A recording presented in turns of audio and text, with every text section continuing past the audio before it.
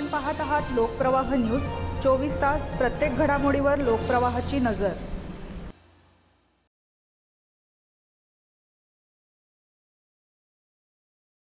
धक्कादायक, कौटुंबिक वादातून सासऱ्याने जावयाची केली कुऱ्हाडीने हत्या, आरोपी अटकेत।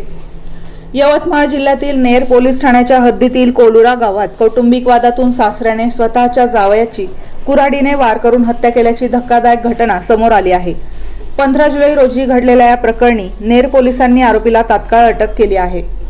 पोलिसांनी दिलेल्या माहितीनुसार फिर्यादी अर्चना गजानन कवडे वय 35 यांच्या तक्रारीवरून नेर पोलीस ठाण्यात गुन्हा क्रमांक 431/2026 भारतीय न्याय संहिता BNS कलम 103(1) अंतर्गत नोंद करण्यात आला आहे।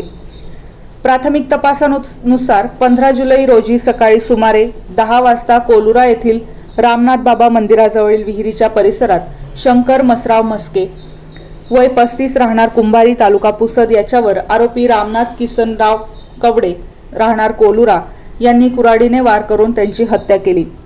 मृत शंकर म्हस्के हे आरोपीचे जावई असल्याचे निष्पन्न झाले असून गेल्या 10 वर्षांपासून मनात असलेल्या वैयक्तिक रागातून हा खून केल्याची कबुली आरोपीने प्राथमिक चौकशीत दिल्याची माहिती पोलिसांनी दिली।